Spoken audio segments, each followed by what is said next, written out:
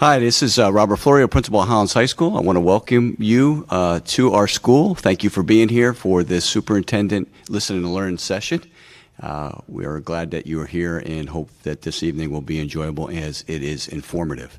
I'd like you to introduce you to Ms. Jennifer Dull. She's the Chief Strategy and Impact Officer, and she will be our facilitator this evening. Have a great night. Thank you, Principal Florio, and thanks to Hollins High School and all the amazing students that are here present to help us find the right place and get started. Welcome to this Community Connection session for a Listen and Learn. I am Jennifer Dull, the Chief Strategy and Impact Officer, and I'll be your host and moderator because there is an FAQ portion of tonight. The purpose of this series is to provide an opportunity for all the stakeholders of Pinellas County Schools to engage with our school board and superintendent and district leadership because it's imperative to promoting continuous improvement for our school system and for our families and students and our staff. Following the success of the Listen and Learn sessions that Superintendent Hendrick did as he entered into his role last year, the board committed to doing 5 of these sessions, 1 in each of our areas throughout the calendar year, and this is the 5th of the series.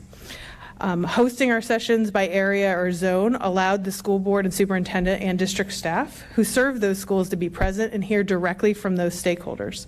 Our PCS Community Listen and Learn sessions are open to all stakeholders, students, families, staff, partners, and community members. To start things off, I would like to give the opportunity to our school board members and superintendent to introduce themselves and welcome our stakeholders. And we'll kick it off with School Board Member Cook. Good, thank you. I am Carol Cook. I am a school board member, and I've served for several years. But I want to thank each of you for showing up tonight. This gives us the opportunity to hear what's on your heart and hopefully answer some questions that may clear some things up. There are a lot of rumors that go around when it comes to hearing what happens at a board meeting, and then it gets carried on and carried on and carried on, especially through social media nowadays. So pleased to be here, and I'm looking forward to answering your questions and hearing what you have to say. Thank you. Good evening. My name is Laura Hine. I'm a school board member also. I was just elected in 2020. And I am passionate about going around to schools and simply asking the question, what can I do for you? Pretty much anytime I meet a teacher or administrator or anyone, that's my question. What can I do for you? Because I sincerely believe that to have the best and brightest students, we have to have the best and brightest and supported teachers and administrators who are doing the work every single day and setting that climate and culture and providing that leadership at their schools. So I'm excited to be here. This is probably our 3rd one this year, and everyone is a little bit different with different kinds of questions. And so I would just ask everybody that's here tonight, what can we do for you? What's on your minds? I look forward to hearing it. Good evening. I'm Kevin Hendrick, school superintendent. I am in my 2nd year as superintendent. Served prior to that as 5 years as our district's chief academic officer. And I want to echo the thanks for Principal Florio as a former high school principal of 9 years. I know how many events you have, and so to add one to your calendar tonight, here's the good thing. You by far have the greatest spread of food and drinks for the participants than any place we've been. So thank you, Mr. Florio, and to Hollins High School for hosting us here this evening. As was echoed by our board members, we do want to hear your questions, and there'll be an opportunity for that after a presentation tonight, both on the panel and then also individually. And so we look forward to those questions this evening, and thank you for your participation. As we get started, a little bit of housekeeping. 1, please do help yourselves to the wonderful goodies that Hollins High School gave to us. There is also a restroom if anyone needs it back in the very back, and if someone is not finding it, I know Mr. Vigue and Mr. Florio will give a helping hand for that. Just to review what our format will be, Superintendent Hendrick will give kind of an overview of the district and some of the important initiatives that are going on in Pinellas County Schools right now.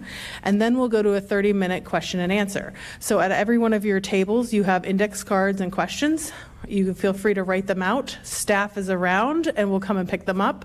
And as we start the question and answer portion, I'll actually read them aloud and give both board members and the superintendent the opportunity to respond. Following the question and answers, there's just a little bit of things that we actually want your feedback on, so that you are going to ask questions and learn from us, and we want to learn from you. And so Superintendent Hendrick will take us through some of those questions as well. But Superintendent Hendrick, it's all you.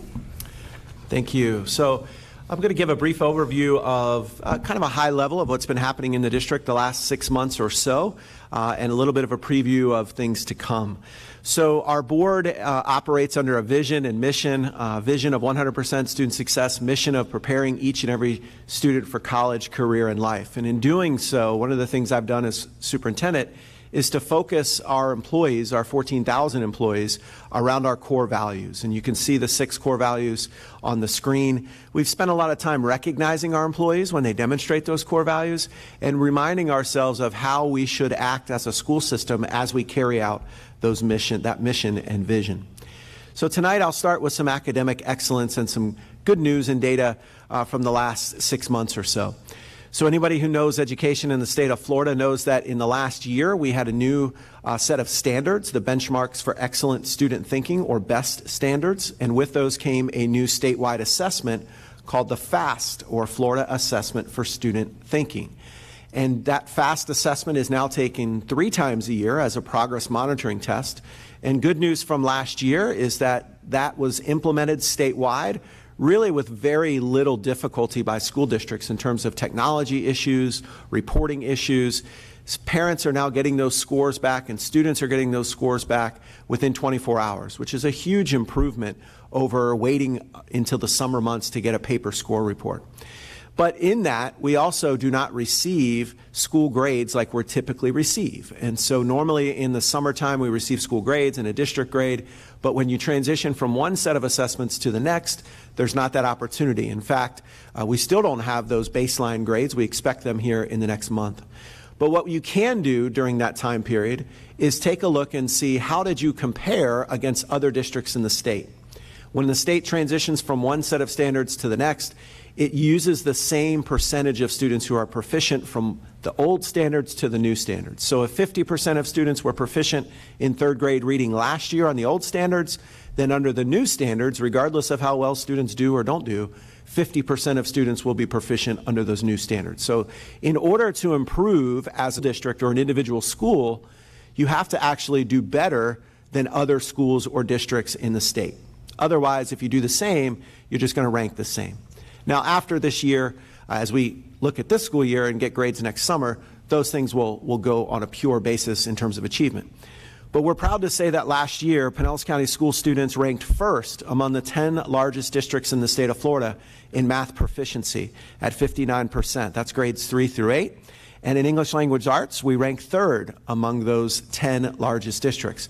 And those are districts that we typically compare ourselves to. And in a minute or two, I'll show you where we've finished sort of statewide over the course of the last several years. But very proud of our students and the work that they've done. In that, our reading proficiency in grade 3 was the highest it's been in terms of state ranking in 10 years. And in all, really, of the tested subjects, our students did very well. These are the results for the science assessment, which comes in grades 5, 8, and the biology end of course exam. In these cases, unlike the math and English language arts assessments, these assessments are actually the same as they've been in 10 years, or in some cases 5th and 8th grade, nearly 20 years now of the same assessment. In 5th grade science, our students performed at 60% proficiency, which was 9 percentage points above the state average in the top 10 in the state. Really, really proud of that. We improved in middle school. We regressed slightly in biology end of course exam, but overall very good in science. And so here's our district ranking as compared to the 67 school districts in the state. Going back to 17-18, you can see our rank as compared to those other districts. Remember that there are some districts, such as Pinellas, that have 100,000 students, some like Miami-Dade and Broward that have over 300,000 students. And then there are students that have as few as 1,000 students, right? Fewer than the number here at Hollins High School. So the size of the district can make a little bit of a change in where they rank year to year. But nonetheless, if you look, for example, at English language arts, our students in 2022-2023 ranked 24th in the state, which was our highest ranking going back to 2017-18. In mathematics, 17th, which was the highest ranking as well in the last 5 years, and you can continue to see those rankings. In 5 of the 8 categories that are measured in the district ranking that you see here, we performed the highest we've had in the last 5 years. So we're proud of the work that our students did, but we also know that Those are old scores, so there's more to happen now. So what's happening now, and how are we doing? We're really proud that, yes, our students did well, but the great focus in my first year as superintendent was to improve the student experience in our schools. From the moment they engage in our schools the first time in the morning, whether that's the bus or parent drop-off, all the way through those extracurricular activities that go well into the evening. But most importantly, that student experience in the classroom. During the pandemic time, we got pretty good as a school district and certainly as individual teachers in delivering curriculum digitally to students. And students could start to see on Canvas, which is the platform we use online or through other programs, that they could learn really a lot of information. But as we return to full school, and certainly now well past that, what is it that makes me want to come to school, especially if I'm a high school student? In elementary school, typically attendance is really a function of the parent, right? But as students get older and they get disinterested in school for whatever reason, we have to have reasons for them to come. So that student experience has been emphasized in a number of ways, including what physically happens in the classroom. How are we dynamically engaging our students beyond a computer? We don't want our students in front of computers typically in the classroom. We want them in front of teachers who have great content knowledge and expertise.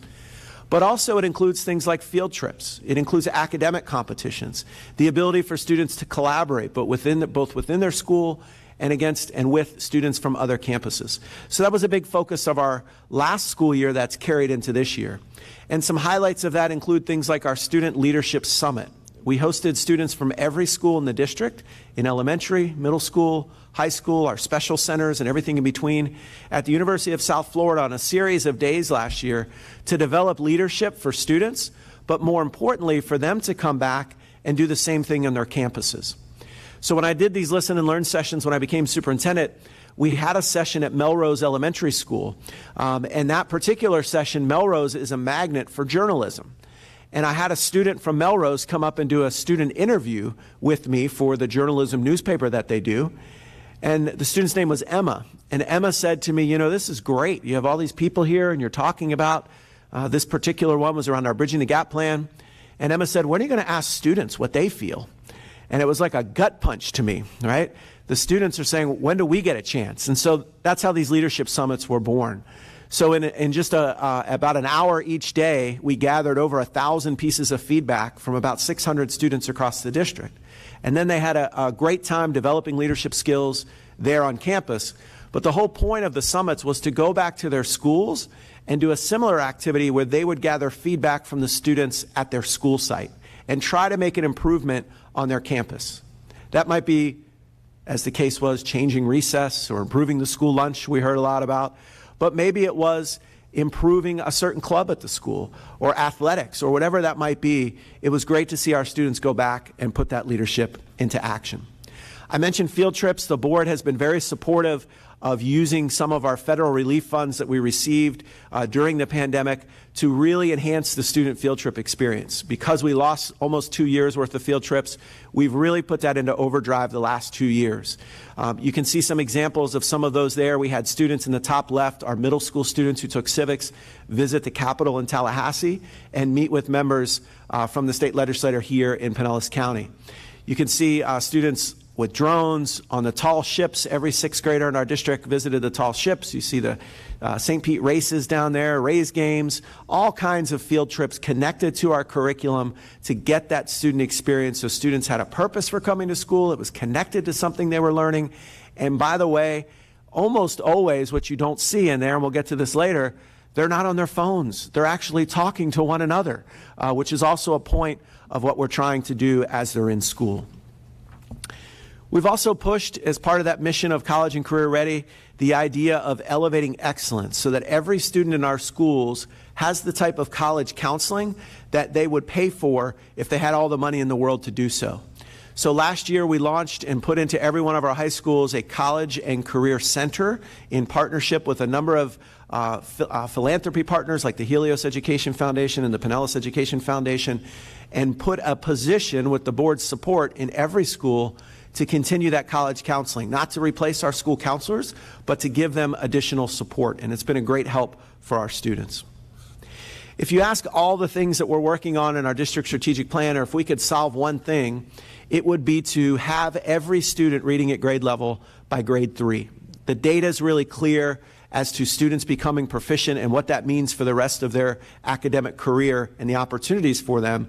And so the board has pushed this Pinellas Early Literacy Initiative, again, a partnership with some philanthropic organizations, to really increase the knowledge of our pre-K, kindergarten, first and second grade teachers in reading acquisition and make sure that every student gets that support. We've also expanded our career technical and dual enrollment opportunities for students. Nearly every one of our high schools has the opportunity for students to take career technical dual enrollment through Pinellas Technical College on their campus, and all of our students have the ability to go to our technical colleges during the school day, both in Clearwater and in St. Petersburg, and you can see a few of those examples here. Another big focus that we've had for the last year has been on school climate and behavior, and in particular, making sure that our campuses are places for learning, free from distractions, and emphasizing that we expect good behavior on our campuses. I've had lots of conversations with our principals about that, but we've also rededicated and repurposed resources at the district level to support that. So that includes behavior specialists, more training for teachers and how to work and support students that exhibit difficult behaviors, and it's been a success. But it's also something that you never finish, and so you have to continue to support those efforts. Academic competitions, I mentioned earlier, has been something we're really excited about. You can see a number of those there on the screen from our Battle of the Books that we've had for a number of years, but we've added in a special one just for boys, Battle of the Books. You can see STEM competitions there, and these are continuing to expand. Our next sort of big district-wide competition is a middle school competition called Future Cities, where students from different middle schools are competing against one another to build a city of the future. And this year's theme in this national competition is how to build a city that is hurricane-proof. And so here where we live, that's especially important. I mentioned middle school and the work that we continue to do there, trying to make our middle schools exciting for our students, make them developmentally appropriate for the middle school brain. We can't change that 12-year-old to 14-year-old brain. Any of those who have had those in their household know what I mean, but we can change the way they get to interact on a daily basis. So we know that they need socialization. We know that they need to move more. They can't just sit for hours at a time. And we've worked hard to do that in our middle schools, but also implement, we are doing a pilot this year in 6 of our middle schools, the idea of an enrichment period, where they get to choose something that interests them and they get to go to it every single day. It's not graded, but it's like having a club in the middle of your day each and every day. And so those are some of the local things that we're celebrating, but we've also had some national recognitions over the course of the last year. Many of our JROTC programs have done very, very well in local and state competitions. And our Clearwater High School JROTC, that's the Marine JROTC, was one of the top 10 Marine units in the nation and competed in Washington, D.C. this summer. You may be familiar with Team Nerdvana if you're a Hollins High School person. That is the STEM club here that competed in the World First Robotics Championship after winning and advancing through the state competition. And yes, they chose that name of Nerdvana themselves. Tarpon Springs High School Leadership Conservatory for the Arts, their marching band, participated in the Grand National Bands of America competition, winning the national championship for a school of their size and finishing 3rd amongst any school in the nation last year. And 2 weeks later, they went and were the final band to perform in the Macy's Day Parade and did a completely different performance than the one they did 2 weeks earlier that won the national championship, and they continue to impress. You may have heard recently about another band making the news, and that's Seminole High School, who will perform in the Rose Bowl Parade on January 1st, 2025. It seems a long way away, but it's about 13 months away, and they're making preparations already. And we're also very proud of the work in fine arts beyond the large group competitions in individual competitions. Sort of the gold standard for national competitions in art and writing is called the Scholastic Art and Writing Awards. We had 15 national medalists, which is the most for any district in the nation our size, and 5 of those were gold medals, and those students received those gold medals at Carnegie Hall in New York City last summer, and you can see a picture of some of the students and their teachers who attended that ceremony. And by the way, many of these performing arts, such as this program and the trip to New York City, and a lot of the ways that we support these are through our referendum, which in part supports the arts in Pinellas County. In career technical national competitions, we had students both from high school and our technical colleges win national medals in the Skills USA competitions. You can see students there from Dunedin High School, St. Petersburg High School, and then our Pinellas technical colleges. And last but not least, when you talk about national champions, Pinellas County had the Scripps National Spelling Bee champion, and that's Dev Shah. He's now a 9th grade student at Palm Harbor University High School, but he was at Morgan Fitzgerald Middle School when he correctly spelled Samophile, I think in the 24th round. And this was his 3rd year competing, and we're so proud of Dev and the work that he did to bring great recognition to our school district. So at this point, I'm going to kick it back to Ms. Dull, and she's going to go through the question and answer portion. Thank you so much. So if you have those questions, staff will start coming around to pick them up and we'll start answering them. We'll try to get through as many as we can in 30 minutes. If you need another card, they're sitting around at other tables, or just ask a staff member and they'll get them for you. I will actually read the questions aloud and then give the superintendent and board members an opportunity to respond. The board and superintendent are committed to a standard of civility and decorum in conducting our community meetings. This includes refraining from clapping or making audible noises during or after a speaker or staff member comments. We appreciate you assisting us in maintaining a civil and constructive environment. It's everyone's responsibility to ensure decorum, respect, and civility for all present. And lastly, please note that this meeting and all comments will be broadcast live on the internet, and the video will be publicly archived. Members of the public may always communicate with the board or superintendent through their email addresses, board@pcsb.org or super@pcsb.org. We also may be getting questions from online, in which the communications team will read aloud. All right, so the very first question is, what is the district doing or planning to improve middle schools in this county? So you heard Superintendent Hendrick mention the middle school experience that we're piloting at 6 different schools. I had the opportunity to visit it at Tarpon Springs Middle School, which was incredible, and it was wonderful to see directly firsthand. I have a middle schooler. I have a 7th grader. He attends John Hopkins Middle School. I also have a 4th grader who attends North Shore Elementary. A couple of key things about the middle school experience that's happening, and one of the things I've heard said is, middle school can be hard. We all know that, but no matter what we do, there's still going to be 13. That's just a fact, and so there's just kind of that element of adolescence that is very, very present.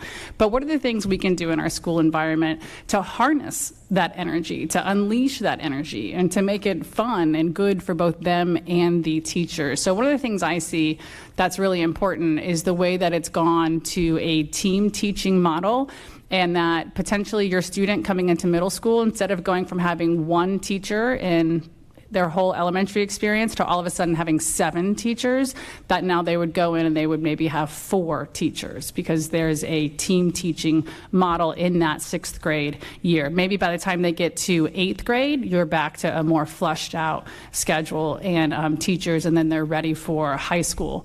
One of the things that team teaching model allows us to do is give teachers planning time, not only planning time, but team time. So their ability to meet as a 6th grade team and collaborate on all of their students, where they are, what they can do better, who is in touch with them. That is one of my key takeaways from being there, is how important that time for teachers and collaboration in middle school is, to be able to really know the students and be able to take them forward. So I'm excited about that aspect of the middle school experience. Before we go, I thought there was 2 questions on here, so I left a section of it off. The perception of many parents around middle school is for rising 6th graders that there are only a few really good options and a scarcity of seats available. Oh, that's interesting. I think that applies not just to middle school. I think that idea of worry about schools and the options also applies to kindergarten and high school. And, it's my experience as a parent that it almost seems like as soon as your child is born, people say, where's he going to go to school? And you kind of think, good heavens, but it's true. I think because of this lottery system, because of this application system and having all of these, choices, parents have a ton of anxiety about making the right choice because we feel like, well, if we make the wrong choice, my child is going to be harmed in some way, and I want to make sure I'm making the best choice for my child. Well, one, I will say, as a parent, if you're feeling stressed out about that and you're assessing all of the options, you are clearly an engaged parent, and your child has won the most important lottery, which is the parent lottery. It's almost not going to matter where they go to school because you're going to be engaged and make sure that they get what they need. Every single one of our schools needs to be an excellent choice, every single one. And the first thing I would say is go visit your school. We all tend to, you see what you see online, or you hear from people that this is a good school or this isn't a good school. Go visit your zone school first. And then, yes, hear about all of the other options, figure out the ones that are in your zone that you could apply for, and go and visit them yourself. There is so much that people say, and I always say, if you have any concerns about our schools, just come visit one. Even better yet, volunteer in one. There is not a campus I haven't stepped foot on that I haven't seen teachers who are alive and just doing great work in their classroom. So I don't want to downplay that worry.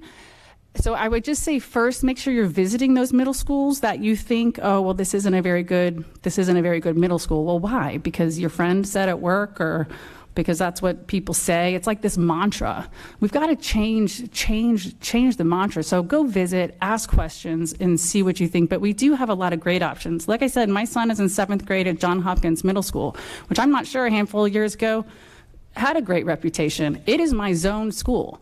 And I will tell you this, there is no way I was going to drive by that school or apply to some other school that someone says is better. If that school's not good enough for my kid, it's not good enough for anybody else's kid, and I'm going to get involved. That said, it is an incredible school, and whatever people were saying that it wasn't a good school was just wrong. My son is absolutely thriving in the different programs that they have available. So I almost think that one thing, and I'm just speaking very plainly as a parent here who's also having to make these decisions, we all need to have a little more confidence in ourselves and in our role in our kids' lives. Our kids spend 14% of the year in school. 14%. Now that's an important 14%, and that is our job to make sure that that 14% is excellent. That is my job, and I take it very seriously. But 86% of their time, they're with you, or they're somewhere else. So we all have a lot of power over what's going on in our kids' lives. So first, I would just say it's okay. And we have great schools. I'm happy to answer any more specific questions afterwards. I'm obviously very passionate about this topic. Sorry, I talked for so long. That's okay. I would like to just add one little piece to that. I think parents need to have a conversation with their child. What is that student interested in? And you're going to find that it used to, well, it still is, that middle school is often where we lose the students, which is why we're starting the middle school experience, to make sure that we can get them engaged and keep them active. But talk to your student. You may hear that there are fantastic programs going on, but if that's not an interest of your child, it's not going to be the best fit for that child. You need to look at what are they interested in and what broad range. Some kids don't know yet, and so their zone school is a good one. I know of a child that went through just from elementary school to a regular middle school to a regular high school and ended up in an Ivy League college with a master's at Harvard. They got an education. They got a good education, but they followed their heart, and they went where they needed to go. So listen to them. Don't leave your children out of the discussion. The next question we have is, support staff bears the brunt of a lot of impacts on poverty, and the example is, 35% of households in Pinellas County have free and reduced lunch, but 97% of Holland students do. So with that in mind, the support staff bearing the brunt of the impacts and experience and climate, but they only make approximately $15 an hour. Where do you stand on increasing pay by 10% and the millage to pay for it? Where do I stand on it? I stand in that I want to pay everybody a professional wage for the work that they do. That's where I stand on it. What I will also tell you is you've got to look at our budget, and I welcome you to look at it, and I want to hear your ideas. There's money in and money out, just like in your household.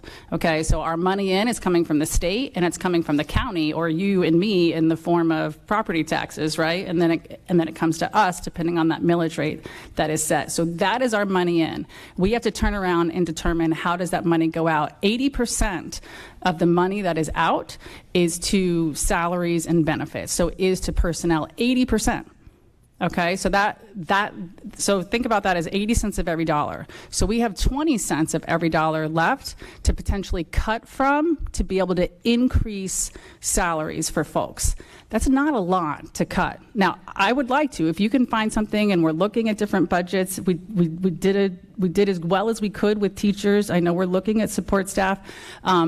What I want you to know is that this school board and our leadership is committed to effectively using every single dollar that we have to pay people the very best that we can. We have to increase that money in order to increase that money out. And so that takes additional state allocation, which I'm all ready to lobby for if you are, or it takes additional county obligation, which is you and me as taxpayers deciding if we want to spend additional dollars to be able to pay our support staff and our teachers more, which I'm all ready to lobby for too if you are. So I'm not trying to scapegoat that question. What I am telling you is we have a real money in, money out constraint, and I promise you we want nothing more than to pay every single person that works into this district a professional wage. I pulled my phone out because we're negotiating tonight with our support staff, and I wanted to see if we had an agreement yet, and I don't have a text yet, so I'm still hopeful. But absolutely, I just want to echo a few more things. The state budget that we received this year was about a 2% increase. In the teacher salary allocation, it was 1.4% is the money that we received to increase teacher salaries. What we settled on was 4.5%. So the only way you do that is to become more efficient in other parts of the budget. We cannot be in the red. We have to have a balanced budget every single year. And we can't raise revenue without certain things. In fact, our millage rate is prescribed by the state in what we must do in order to participate in the state funding. So all that to say, we want to increase the salaries of all our employees. 4.5% is what we've settled on with our two other bargaining groups, which is the highest it's been, I think, in 8 years, 9 years. And so kudos to the school board for pushing us to get there. But we also recognize what it costs to live in Pinellas County. The perhaps unseen part of what is good is the other parts that come with working with Pinellas County Schools, and that is an insurance package, which is very competitive compared to other municipalities and school districts and things like that in terms of the cost for employee. We're a self-insured district. And also, many of our support staff we know, especially that work in our front offices at schools, our family community liaisons, our parents who enjoy the same schedule as their children. They come and they're able to have off the same time as their children, and 2 weeks at the holidays and those things. So we know that those wages need to be higher. We went from, the lowest last year was $11.50 or $80, and it went to $15 an hour, and it'll go up again this year. But it is a money in, money out problem. We do have to balance the budget. At the last Listen and Learn session, it was stated how school morale comes from the top. What are you doing to ensure that your administrators are promoting a positive staff morale? It's an easy one to answer. That's the only way we can operate. You have to make tough decisions. You have to do things that are difficult as a leader, both with students, with parents, with staff. But you should be able to do it in a positive way. And so I mentioned those core values earlier. We started a staff recognition program last year around those core values. And it's one of those things that when you start it, you don't know if it's going to catch on or how popular it will be. And so the first month it was very popular. We received over 1,000 recognitions from different staff members. And then each month thereafter, every principal in the district highlights one person around that core value at their school, or maybe it's two. But every day people can submit these. And so here we are now 16 months into this recognition program. And last month, again, we had over 1,000 employees recognized by their peers for great work at their schools around those. So those are small things. We've done some other things that are recognizing people on their birthdays, which the district never did before. I send them an email on their birthday now, and some people have come to me and said, I've worked for Pinellas County Schools for 25 years, and this is the first time someone said happy birthday to me.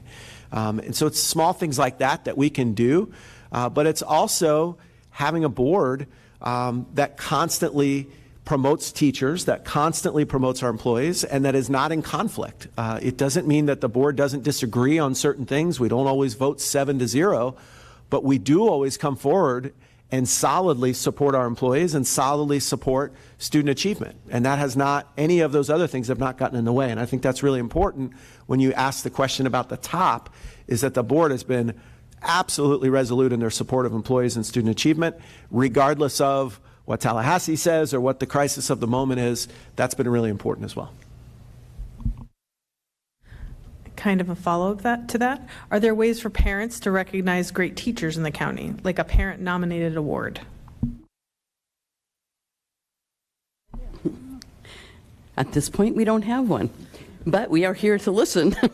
And that would be an excellent idea for us to look at and to talk about. But one of the things that you can do on a regular basis is to just say thank you. To say thank you to a teacher means so much. And we tend to not do that. We kind of take them for granted. And then during Teacher Appreciation Week, we put all kinds of things in their mailboxes and we thank them and we give little goodies for them and we do treats in their staff lounges and things like that. But really, just on a regular basis, say thank you. Thank you for what you're doing for our student. How can I help? What else can I do? Not just for my student, but how can I help you? Mrs. Hine talked about that right from the very beginning. What can we do to help? Parents can do that as well.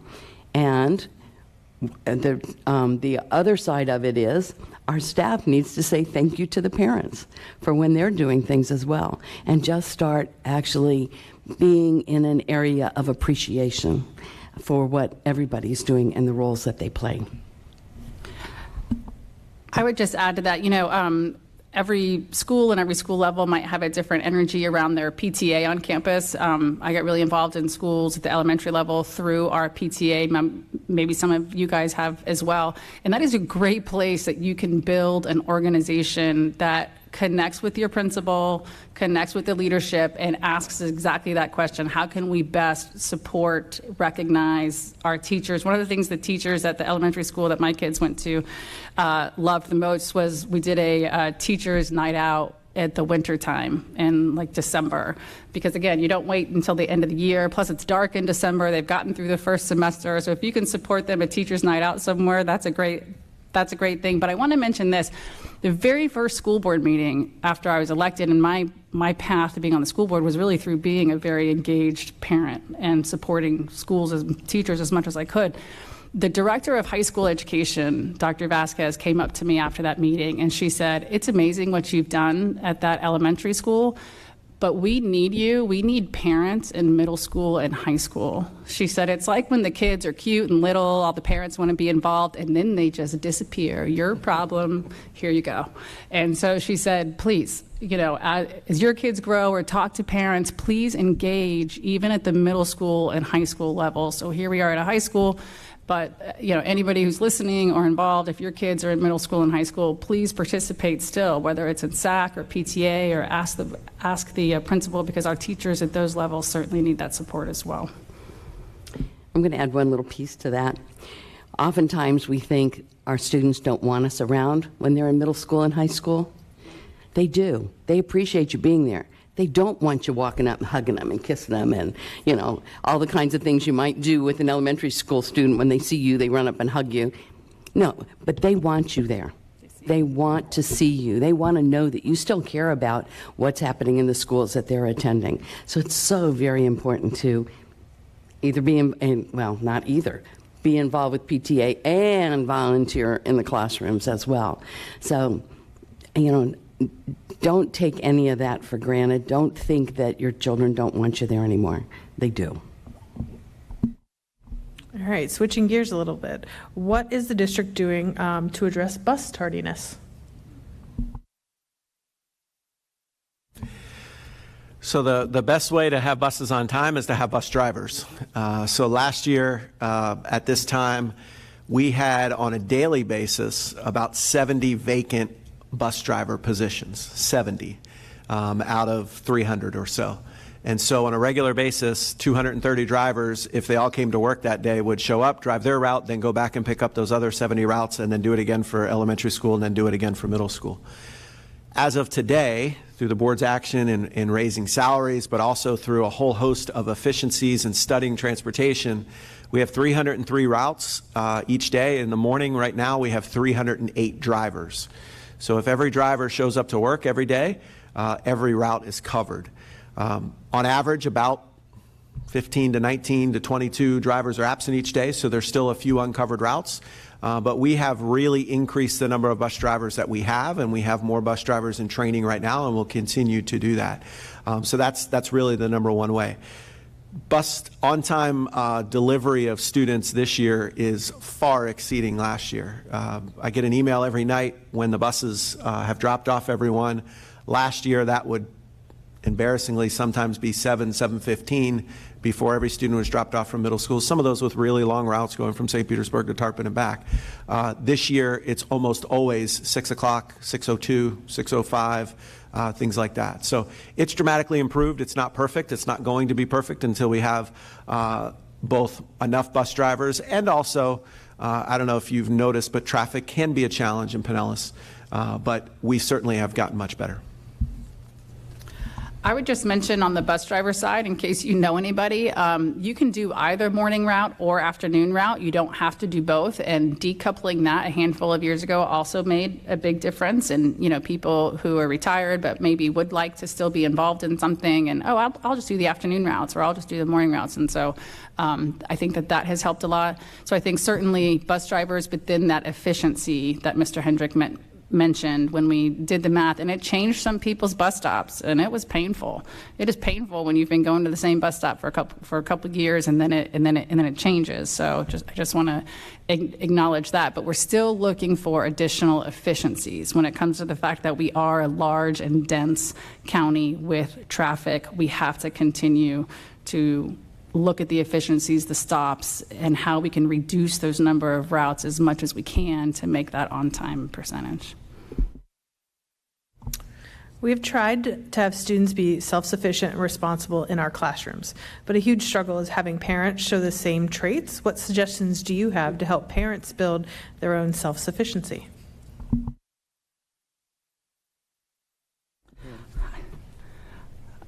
I would love to hear more what someone means by that. I'm sorry, self-sufficiency and patience. I can talk about patience. I don't know about self-sufficiency. I don't know. I think that's an ongoing issue, and it happens from the day they're born all the way through, well, until they go off to college, if they're going to do that, or until they take a job. To help them become self-sufficient, we have to start very, very early with, if you did not take your homework to school, you suffer the consequences. If we don't run the paper up to them, we don't run their lunch to them, and those kinds of things, which are really hard. But it really is something that a parent has to say, I am committed to making sure that my child is not independent, but self-sufficient. And they're two different, I would say they're two different things. So how can we as a board help with that, or how can we as a school district? That really is out of our purview. This is something that PTA helps with. They talk about different things that we can do with children and how to become more involved in education, but also back out of being there as a helicopter parent. But it's something that each parent has to decide how they're going to do it. If anybody has ever figured that out and has that magic silver bullet, we would love to know what it is. I think I would mention, so it's kind of how can we help the parents? I'm a parent. I guess I think about, especially the patience part, and I think I mentioned it a little bit earlier too, there's just this really high level of anxiety, isn't there? I mean, there is this absolute layer of anxiety and fear and scarcity, and what kind of world is my child going into, and are they getting everything they need to be successful? We have the pressures of this achievement culture that's been building and building. So I do think there is a high level of worry out there, and they probably push their teachers and push and probably are impatient. And I think it comes from a place of real worry that their child is going to be ready and equal to the world in front of them. And so I also think, I'm sure you all have heard and read and seen and know and experienced that we have a youth mental health crisis right now. The Surgeon General of the United States issued a warning on this in 2021. You can read the report. It's serious. And I think, our kids are having a hard time. I think adults are having a hard time, frankly. And I think we see that. I don't have a solution for that. It's something I care about and I read about, and we think about our kids. But I think we all really need to look at what's going on and then how we translate our own worry onto whether it's our teachers or our kids or this or that. So I think the question was about how can we help parents, and it's a good question. All right, this one has a couple comments in it too. Great programs in progress. What are we doing for the have-not students who could be unmotivated, unsupported, or left behind?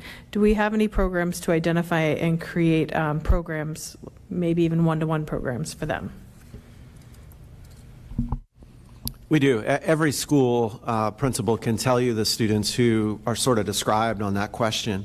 But we have a number of programs. We have them both at the school itself, and then we have them schools with that are standalone schools for students who maybe need a different environment, smaller, fewer classes in a day, a more personalized connection, or even virtual. Beyond our virtual school, we have a educational alternative school for students with mental health or other issues, or they can't get to school all the time, but yet they want to continue to engage. So quite a few of those, depending on the grade level and the interest and the needs of the child.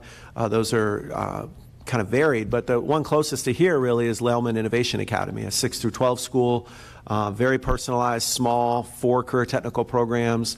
And then obviously all of our high schools have career academy programs that connect students who sometimes would be otherwise disengaged, but they come every single day because they love automotive, or they love ROTC, or they like this or that. So lots of those efforts, and I think any principal, and there are several here in the room tonight, could say, here's every process we have to support and identify those students, and here's the in-school programs, and here's the ones that we support outside as well.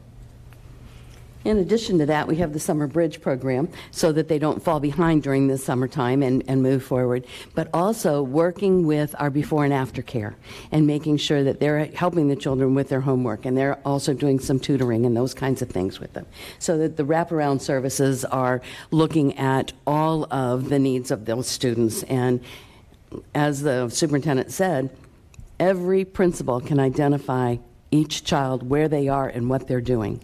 And so to be able to look at, these are the children that need this particular activity, or these are the things that need this extra little boost. These are the children that need this kind of work going on, and these are the ones that we need to help in this particular area. All of our students need to be focused and focused in on as to where they are and moving them forward, whether they're high achieving, low achieving, and oftentimes we hear all of the kids in the middle are being overlooked.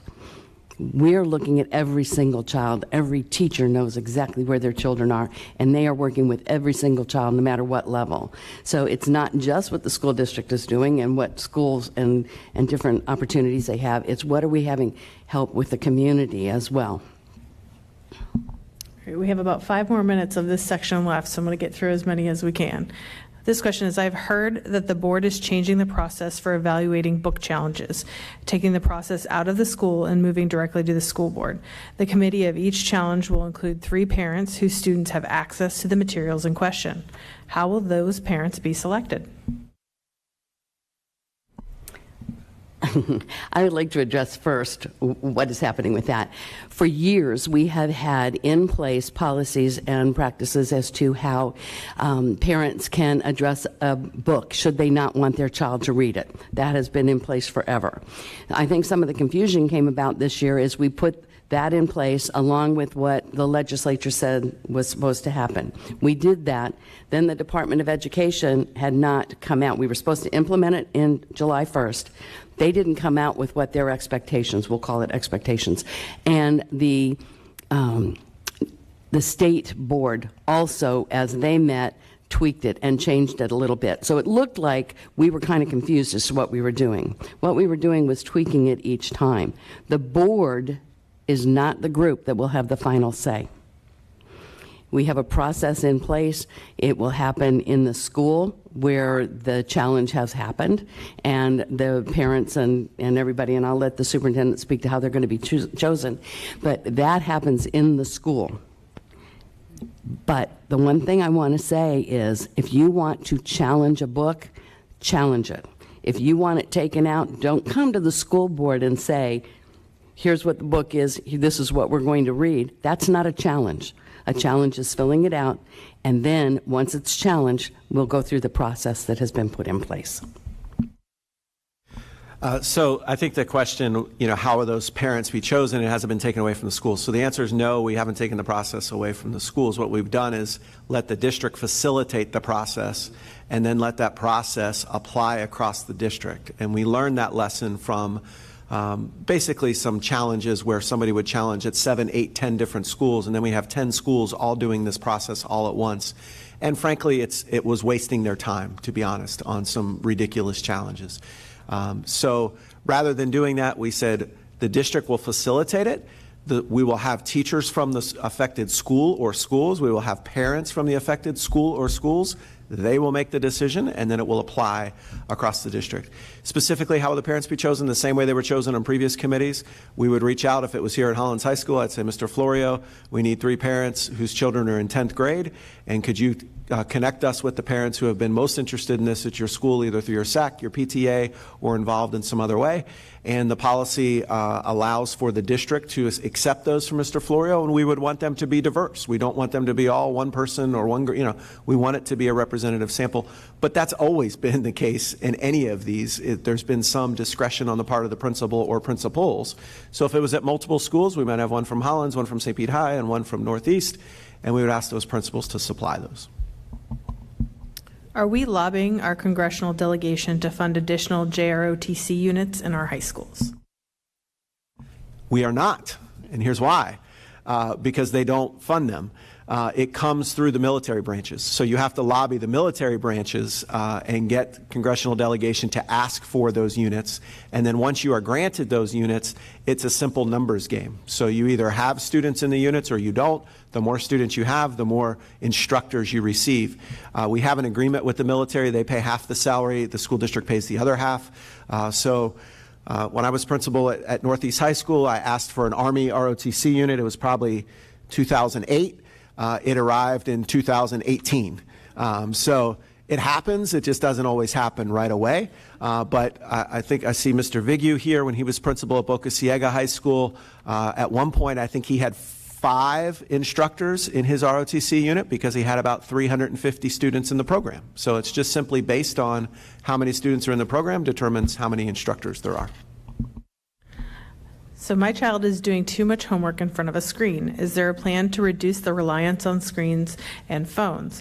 What can I do to reduce my students' time in front of a screen? And then there was a secondary comment. They really like the idea of the ungraded enrichment class. Can we get those in high schools? Their kid would love it. So the ungraded enrichment, yes, it occurs at 2 o'clock each day. So the screen time question is one we battle with, and I know some of our board members have a specific opinion about that. Mrs. Hine, the answer, the first one to the phone, is turn it off. You can control that, and we have some policies in place to address that as well. There should be a balance, and we do look to have students practice what they've learned in school, particularly fluency practice in mathematics, and an easy way to do that is through some of the opportunities we have digitally. It gives teachers quick feedback on what they need. It shows them where they are. Are there ways to abuse it? All those types of things, of course, yes, that occurs paper and pencil or digitally. There should not be an over-reliance. You shouldn't be sitting in front of a screen for hours at night at home, and if you are, I would encourage you to contact the principal. There isn't a district-wide focus where we say you should have 2 hours. We really do try to push math fluency. It's one of the reasons why our math scores really increased, especially compared to other districts. As we went to one-to-one, we just asked for a couple minutes every night, right? Do one Dreambox lesson in elementary school, do one IXL lesson in middle school, which just gives you practice on fluency, and it was effective in keeping our students from sliding backwards when they otherwise would have been disengaged in math. Mrs. Hine, I know you're going to comment on this. Well, one of the things I want to comment on, too, was the side comment about the enrichment. I agree. I think it sounds great. And after seeing it at Tarpon Middle, as I've been going around to additional schools, I've actually been asking a lot of the teachers and administrators what they think about that. Mr. Florio, we had a great conversation about scheduling and what if we could make the day in a way that both gave students an enrichment hour, or not even an hour, maybe a half a day, and during that time, the teachers could be using that for either individual planning or team planning. I mean, I definitely think we can do that. We can solve this. And I think at the elementary level, too, at that K-5, we can figure out a way to maybe we're teaming for half of a day of a week and that half day. So I just think that that's a very interesting way to both give students enrichment time, and then they're not being pulled out of their classrooms, because right now, at least at the elementary level, they're getting pulled out for chorus. They're getting pulled out for Save Club. They're getting pulled out of core content. Whether it's science class every Friday morning to go to chorus, I absolutely want chorus. I think arts are important, but I also don't want them missing science every Friday. So there's a way we can do both, give them the enrichment and give our teachers some time, that precious planning and team collaborative time. So that's something that I'm definitely interested in. On the technology piece, yes, this is something I've brought up a few times. I think about it as really information as a whole, information in youth. The amount of information that is out there is just extraordinary. I think that is also causing parents an immense amount of anxiety. Their children's access to a wide amount of information, and so being able to figure out how we can manage that, and then of course seeing the impacts on it. One of the things I think we have up back here is we would love your input on the district's cell phone policy, and so if you all would give that input, we would certainly appreciate it. Yes, of all the reading and talking and things that I've done over these couple of years of having the great opportunity of being in this position, it seems to me we need far less technology in our schools, and again, that's only 14% of their lives. And so we as a community and as parents have got to figure out how we're managing that other 86%. And it's not easy, right? I mean, maybe you've heard me say this, when I was growing up, my mom was worried about Madonna, and her mom was worried about Elvis, and I would give my right arm to just have a radio knob to turn off. But that's not the way the world works anymore. If these technology firms would invest a fraction in some kind of universal screen time implementation, that would be amazing. So I do think there's consumer protection roles we can take. Our school board voted to enter a multi-district litigation, basically a joint lawsuit against Meta, YouTube, et cetera. We'll see where that goes. But also the Health and Human Services Leadership Board here in the county is going to be meeting in a couple of weeks, which is school board, county commission, sheriff, juvenile welfare board, I'm probably missing some other, Johns Hopkins Hospital, to talk specifically about what can we do to help in this regard. And I think we all need resources. We need a massive public information campaign on what we can all do to reduce, to impact the amount of information. And I think we have to look at ourselves at home and how we're modeling behaviors, with screen time and such as well. So I don't know that answered the question. We're going to do one final question from online. Don't worry if your questions weren't answered. The reason we're going to wrap this part up is because there is opportunity to speak directly with the board and superintendent after we finish this portion. Great. So we have one question from YouTube. Can you explain why the process to reassign a student to better support their needs, i.e. EBD, Serve ASD, takes so long? So that's a really individualized question, and the answer is it depends on the student and the behaviors that they exhibit. It also depends on their age and prior histories. So if a parent has an individual question about that, certainly we can support them in that question. But one of the reasons is you have to make sure that students are appropriately placed and that their needs are supported. And especially in elementary school, students really change their development, particularly as parents are working with healthcare providers to do that. And so individual questions, but I think, it can be as short as very short amount of time, or it could be very long depending on the health needs and the actual needs of the student.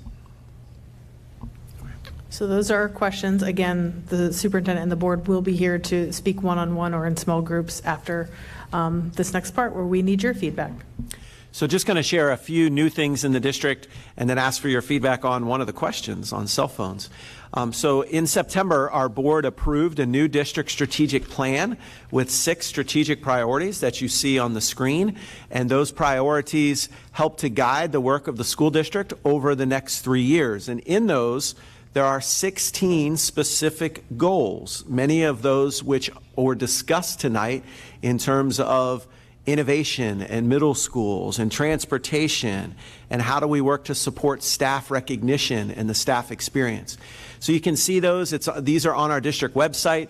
If you follow our newsletter, we just put out a bit about that, a short video about the district strategic plan as well. And so we're interested to see what you think about that and talk to us tonight as we have that one-on-one interaction time. But the piece that we specifically want your feedback on tonight is on cell phone use in schools. And just quickly, the Florida statutes govern cell phone use in schools, and it says in the underlined part, a student may not use a wireless communication device during instructional time except when expressly directed by a teacher solely for educational purposes. And so it also says that teachers can direct students to put them in certain places in their room. We have a very clear policy in our student code of conduct that allows students to, with permission of the school administrator, use the phone before school, during lunch, during passing, after school activities, at the end of the day, or with permission from the teacher. But some schools restrict that use, not at lunch. And in general, as you look across the state, and here's some of the large districts in Pinellas, it's permitted for the most part in our high schools, before and after school, during passing and during lunch. In our middle schools, they're pretty much banned except before and after school. In our elementary schools, you really don't see them at all. But our policy would allow for that really at any level. And you can see other school districts and what they have in their policies. Here's a couple of examples of what some teachers have done, different signage. But the point is we'd like your feedback as the school board and I consider what changes we might make in the code of conduct next year. So you can give us that feedback on the QR code that you see on the screen, or also on posters in the back. There's some sticky notes that you can provide that feedback to say, should we take a more aggressive approach and really eliminate them altogether? It wouldn't mean that they can't have them on their person for emergencies, but during passing time, during lunch periods, before or after school. And so we're asking all year long. We're not making a rash decision in the middle of the year, but saying instead, are they really needed for instructional purposes? And if not, is it just a distraction? And would it be better for students just to simply talk to one another throughout the school day and not have to worry about that device? And so we're interested in your feedback as parents, the students that are here. We're interested in your feedback as well. We know what it's going to be, unlimited usage. And we look forward, though, to having a good conversation. And we'll be doing this with our students tomorrow, our Student Rights and Responsibilities panel as well. So with that, I'll pass it. Yeah, go ahead, Mrs. Hine.